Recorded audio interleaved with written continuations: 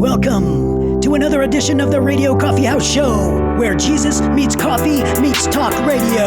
And the next one starts right now. Hey, how's it going, everybody? Clint Armitage with the Radio Coffee House. I hope you are doing super fine during this wonderful Christmas season. And I wanted to do another episode here. And so if you don't know already, I kind of do episodes only when the Lord leads. If he doesn't lead me, then I don't do it, because I wait on him to give me information before I try to pass anything on, because I don't want it to be my wisdom. I don't want it to be my words. I don't want it to be my topics, because that really doesn't help anybody, right? Because it's not transcending. Only the Lord and his word and his wisdom and his ways is transcending. That's the only way it will touch other people's life, is if God is in it. And so that's kind of how it works around here at the Radio Coffee House. And so if you do listen to this podcast, you know that we haven't done an episode in a couple of months here. And that's because the Lord hasn't led me to any topic or to any type of information for me to download and then pass on. Well, recently he did give me something. I was doing a devotional, and then all of a sudden these words came, and then I felt like, oh my gosh, I need to do the podcast now. And so what I'm going to be doing is transferring what I did for that devotional onto the podcast for you to listen to. So anyways, thanks for listening and staying true to the podcast and coming back. And all you have to do really is hit the notification button on wherever you listen to us. Make sure that notification and that bell and everything is clicked so that you can get notified when we have new shows as they come out, because I will only do shows as long as the Lord leads. And then also the other thing is actually he gave me a place to go. So like, you know, this is the road show, right? Well, today I'm going to be doing the podcast from Solvang, California. Technically I'm in Lompoc, California, but I'll be heading to Solvang later today because the Lord has led me to do something for some people in Solvang during this wonderful Christmas season. I know it's going to be beautiful out there and it's going to be great. And I don't know what the Lord's going to do, but I'm just going to follow him and do what he wants me to do as he leads. Okay, so this episode is called Faith. Even non-believers have it. And so let's just jump right into it. All right, what's up, everybody? Clint Armitage, and I'm back again for another episode. And this episode is entitled Faith. Even non-believers have it. So if you listen to the intro, I gave you kind of the intel on what has been going on for the last couple of months and how the Lord leads to do these podcasts and where I'm going to do them and how I'm going to do them and the topic and what I'm going to say. And this came along from a devotional I had mentioned in the intro. It came along from a devotional, and I felt like the Lord said, hey, do a podcast with it. So he brought me to Solvang, California, or Lompoc, California, to do this episode. And so we're going to get right into it. And it's called Faith. Even non-believers have it. So faith is this. It's believing when I don't see and obeying when I don't agree or understand. Faith is also this. It's having a surety and a hope in God, even though you can't quite tangibly grasp it, right? Because you can't see that far ahead. You can't tangibly hold it. You can't measure it. And so that's what faith is. Okay, Hebrews 11 verse 1 says this. It says, now faith is the substance of things hoped for, the evidence of things not seen. And that's exactly what it is, the substance for things hoped for, because we hope in God. We hope that his plan comes to fruition. The things that he's told us to do and the things that he told us that will happen, we have to hope for in that. That's the substance. And then there's evidence that we cannot see, right? Evidence of things that are not seen. That is faith. And so faith is also this. It's a foundational truth of living for everyone in life, believer or a non-believer. Okay? For a believer, it's faith in God and trusting God's plan, God's ways, God's wisdom, and God's power and authority and his love for us, that things will happen as he says it's going to happen, whether it's in the Bible or he told us personally. We have faith in it. And you know what comes to mind of real faith, for believers anyway, is the faith of Shadrach, Meshach, and Abednego. And if you remember in the book of Daniel, when Nebuchadnezzar, the king, built this whole statue to himself, this 30-foot statue to himself, and he said, hey, everybody in the land's going to bow to it. And then 3 guys didn't bow, and it was the Jewish captives. And now they're not teenagers anymore, Shadrach, Meshach, and Abednego, but they don't bow down to the statue. And of course, they get ratted out, and they say, hey, king, look, these guys didn't bow down. So he brings them up, and he says, hey, you guys, you need to bow down. I'm going to give you one more chance. If you don't, you're going to get thrown in the fire. They responded in a way that shows true faith of a believer because they couldn't tangibly grasp that they were going to get out of getting thrown into the fire, of dying in a few minutes. Like it looked like they were going to die. The king had the power to kill them. And his plan was to throw them in the furnace. They were to burn to death, this horrible death. But they had faith. They had real faith. And they said, hey, look, king, we're not going to bow down to you. We know that our God's going to save us. And this is where the real faith comes in, because they say after that, after they say, hey, God's going to save us, they said this, but even if he doesn't, we're not going to bow down to you. See, meaning they had faith no matter if God protected them from the fire or allowed them to be burned. They still had the faith that God was the supreme, and they were never going to bow down to anyone else but God. They were not going to worship anyone else but God. That is faith. That is real faith when it's tested to the point of death. That's the kind of faith we need to have as believers. That's the foundational, concrete faith that we need to live by. That is living life to the fullest in terms of having faith in God, no matter what the outcome, because you trust God with the outcome, not yourself, not your own power, not your strength. You don't trust in anybody else. You only trust in God. That's what real faith is. So that got brought to my mind when I was putting this together. And then again, that's for believers, even during struggles and trials and these heartaches and these times where it looks like, oh my gosh, we're going to die because of our faith. Now that is real faith because they put it all in God's hands. They let go of control. Now, when we're talking about faith in general, and even for non-believers, everybody has faith.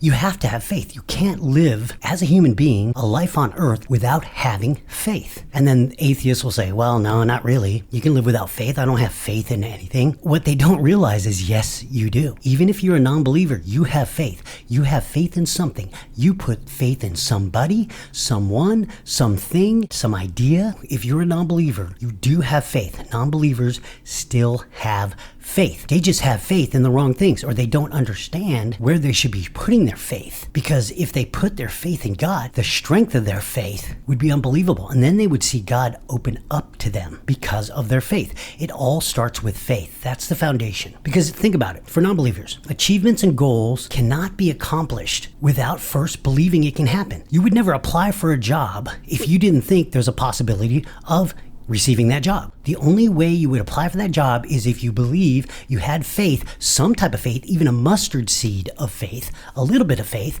to make you believe, hey, I can get that job. That's the only reason why you'd apply. That'd be the foundation of your application. You would not apply if you knew, hey, I'm not going to get it. So achievements and goals cannot be accomplished without first believing it can happen. So the concept of faith is foundational. It's literally foundation for life. You know, contrary to what the world believes, like I said, people think like, oh, I don't have faith. But if you think about it, it's opposite of what people think. So people think, hey, I have to see to believe. But really, the foundation really is believing without seeing. Like I said, you can't achieve anything. You can't have any goals without believing first before you see it. Because before it becomes a reality, you have to believe it's going to happen. Otherwise, you won't move towards it. You have to believe it first in order to achieve and to have a goal. And non-believers have achievements and they have goals that they think about, that they want to do. So they believe it can happen. And that right there is called faith. You can't live without faith. It's impossible. It's literally impossible. So we're going to talk about a couple things here to show you in real life how it can happen and how faith is involved in everything, the foundation of everything for believers and non-believers. Okay? So let's say you have a prescription. You have to pick up a prescription from the pharmacy because your doctor gave you a prescription for some type of ailment or anything. Think about this. It's the first time you've ever taken this pill. It's the first time you've gotten this prescription and you've never taken it before. Well, if you think about how much faith it takes in order to take a pill that you've never had before, that your body has never tested before, that takes a lot of faith, okay? A tremendous amount of faith. Because first, you have to believe that the doctor knows what they're doing, okay? That's the first thing. You got to know that it's a good doctor. You believe in them. You have faith in them, that they went to medical school, that they know what they're talking about, okay? That's the faith that you initially have to have right there. Then you have to have faith that the doctor prescribed the correct medication. What if they didn't? Well, you don't really test that out, do you? No, you actually have faith that the doctor knows what they're doing and prescribed the correct medication. Then you have to have faith that they wrote it down correctly. Right? They have to write it down correctly in order for it to move on in the process, okay? So you have to have faith that they wrote it down correctly. Then you have to have faith that they gave the correct info to the nurse or the medical assistant or whoever transferred that information to the pharmacy. Because you know how bad doctors' signatures and writing is. When you look at a prescription, you're like, what does that even say? So it has to be transcribed by a medical assistant or a nurse or something before it goes to the pharmacy. And then you have to believe that it was correctly transcribed by the medical assistant or the nurse and sent over correctly to the pharmacy. And then from there, you have to have faith because you have to believe that the pharmacist read the prescription correctly. They had to have read it correctly, okay? So it takes faith that that happens.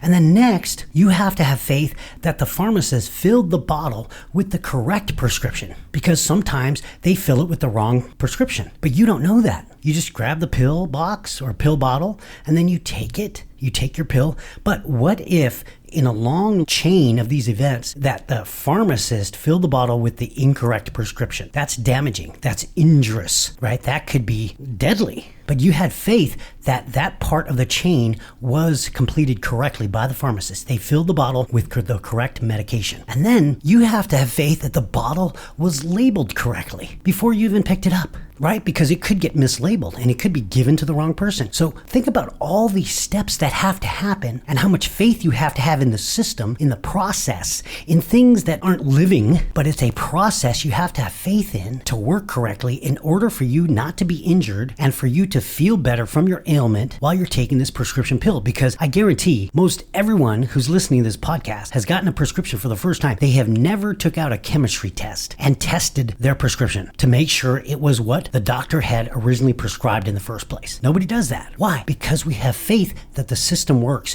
We have faith in our doctors. We have faith in our pharmacists. We have faith in our nurses, our medical assistants, the information that's transferred and transcribed. We have faith. We have to place faith in order for it to work correctly. And we take the pill as prescribed. We don't ask the question, we just take the pill. Once we've got the bottle in our hand, we paid for the prescription, and now it's time to take the medication, we take it. We don't test it, we take it because we had faith for the whole process. That's an incredible amount of faith in something that isn't God. But if you look behind that, it truly is God because God made sure that everything worked properly. And that's for believers. For non-believers, you've got to understand, you put faith in something. You put faith in a process. You put faith in people. You put faith in things that you don't really realize that you're putting faith in. But this is where you get to start to see that faith is a foundation. It's a foundation to life. Okay, it's what turns things into more than what they are. Because you start breaking it down and you start looking at it going, wow, this is more than me just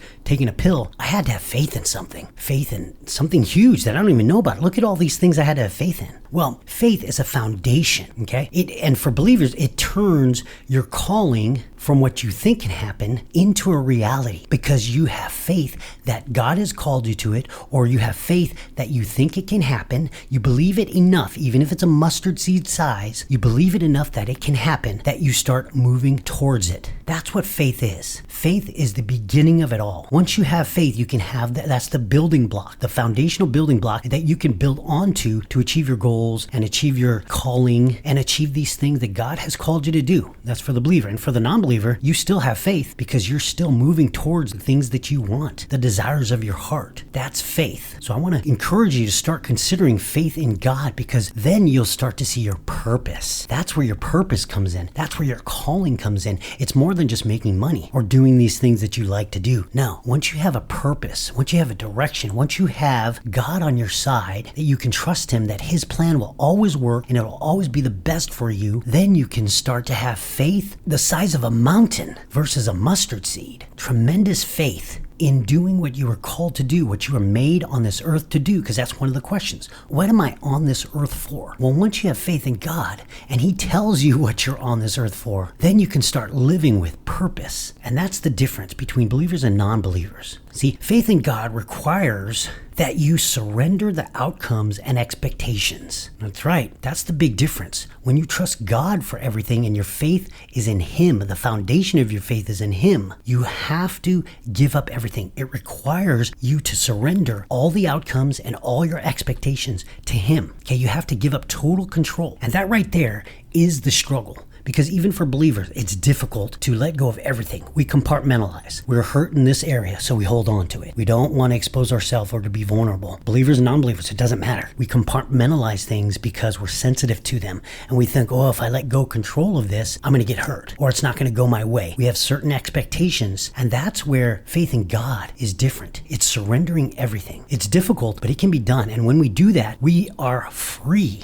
We're literally free to just do whatever the Lord leads, no matter what the outcome, because we're not focused on the outcome necessarily. We're not focused on the goal necessarily. We're focused on being led, and the Lord will lead us. That's the faith that we have to have. We say stuff like, let go and let God, right? But do we really let go fully of certain things in our lives? Not everything, right? There's always something we hold on to because we're fearful, or we're shamed, or we feel guilty, or we fear the outcome of things. We expect certain things to happen. And once we lose control, we think like, oh, no, it's not going to happen the way we want it. Well, that is literally losing control of things, letting things go so that we can allow the Lord to fix the outcome the way he wants it, right? And so we say stuff like, Jesus, take the wheel, but we're not really letting go of the wheel fully. We have to let Jesus drive. We have to let go of the wheel fully. And you can do a quick, simple assessment just to find out where you are wholeheartedly when it comes to faith. You just have to ask yourself this question. Do you sometimes live in a state of frustration or doubt? And for most of us, the answer is yes. Okay, I did. I used to get frustrated when I thought I was following God's plan. And then the plan gets pulled out from under me, like a rug, right? It gets pulled out from under me. And then I'm stuck going, what? I thought this was God's plan. But no, it was my plan that I had injected into, that I had merged into with God's plan. Instead of just allowing God to do his plan no matter what happens, no matter the outcome, no matter what I believe was supposed to happen, I put that aside and I let God take it over, and I totally lose control of it and give it to God so that he has full control of it. That's when I started to see, like, why am I being so frustrated? Why do I have doubt that these things are going to happen? Because I was inserting my plan into God's plan, thinking it was all God's plan, when it really wasn't. It was my plan trying to lay over the top of God's plan. And that was the problem. And that's why when the rug got pulled out from under me, I was frustrated. And then I started to doubt God's plan. Okay? And that's, one of the big reasons why I felt that way. Because was it really his plan to shut it down at that time? Whatever I was trying to work for? Could have been, but it doesn't matter. Either way, the reason why I got frustrated is because I had an expectation. I had an expectation of the outcome that didn't happen. And therein lies the problem. I had an expectation. And that's where the problem is going to be for you. If you're frustrated or if you have doubt, it's because you have an expectation. That's why we have to let go of everything so we don't have a specific expectation, because then we're trying to play God. How can we really play God? How can we really know God's exact plan? The only way we get frustrated is when our expectations don't happen. Okay? So if we truly want to live by faith, we have to understand and accept one biblical concept, and it's as simple as this: live your life with expectancy, but not expectation. And what I mean by that is this: expectation is wanting your outcome, and I emphasize your outcome. But expectancy is hoping for God's outcome, right? It's God's outcome, no matter what it is. Not our outcome, but God's outcome. And we don't know what God's outcome is all the time. So we just have to wait and see. And that's the toughest part for us. That's the struggle. Do you believe that God will do something, and are you willing to accept whatever it is? no matter what it is. See, that type of mindset is what Hebrews 11:1 is all about. We always have to look forward to what God is going to do. That's the expectancy. We expect that God will do something, and then we trust God to do something that's good for us. We trust Him. That's our faith. Our faith is in Him, not ourselves. So we look forward to what God is going to do. And then we don't have to get frustrated when the things happen that we didn't think were going to happen, because we knew, hey, it's God. God's just doing this. So I'm going with the flow. Then we won't get so frustrated. Okay. In the chapter in Hebrews there in chapter 11, you'll see it's called the Hall of Faith, or the Heroes of Faith. It's this one chapter, and it talks about all the heroes that God used to do great things. And they're all through the Bible. And what it lists is, it lists King David, it lists Moses, it lists Abraham, all these pillars of faith. And if you look through, you're going to see like at least 10 times, 10 plus times, you're going to see the two words starting in every one of these paragraphs. It'll say, by faith, by faith, by faith. And then it goes on to figure out who the hero is. By faith, David did this. By faith, Moses did this. By faith, Abraham did this. They're pillars of faith because of their faith. Not the faith in themselves, but the faith in God is what Abraham was credited. It was credited to him as righteousness because of his faith. God told him, hey, you live here. I just want you to leave. I want you to go this way. He didn't tell him where he was going to go. He didn't tell him how long he was going to be on the road, what the journey was going to entail. All he said was, Abraham, pack your things and go. And you know what Abraham did? He went. He went because he trusted God. He had faith in God. That's why he's a pillar of faith, because he put his faith in God. Then God tells him, hey, I want you to go kill your son. Abraham's like, okay. And then he went, not because he was happy about killing his son, but because he knew that God had something planned that was good for him. And then we find out it wasn't at all about killing his son. You know what it was about? It was about bringing forth a prophecy that God would provide his son without hesitation, just like Abraham did, bringing him without hesitation to save lives. He was playing out a prophecy. But Abraham didn't know that. All he knew is that God could resurrect people from the dead. God could do anything. And so he knew, because he had already gotten the promise, that Isaac was going to be the lineage where all these nations come from. Right? He's the father of nations, and it's going to come through Isaac. And all Abraham knew was, God can do it. God says, go, do this. And Abraham does it. Now that is faith. And that's why he's listed in Hebrews 11. So we have to start living by faith. We have to start understanding that faith in God means giving it all to God, surrendering all, losing control, and giving it up to Him so that He has total control. Friends, I pray for strength, I pray for courage, I pray for faith, that the faith of Abraham, the faith of Moses, that type of faith is the faith you have in God, and that you can allow God to work in your life to do some amazing things that you never even had an idea was possible, because you were putting it in your own strength, and it was your own goals and your own achievements. But now, let's put faith in God and put the foundation in Him, and let's see the wonderful things He's going to do, and He's going to bring forth from your faith. Until next time, my name is Clint Armitage. This is the Radio Coffee House. Thanks for coming back. And don't forget your notifications. Put those notifications on to hear our next one. In Jesus' name, amen.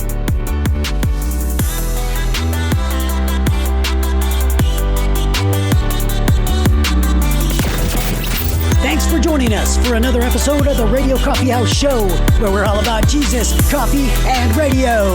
We'll see you next time.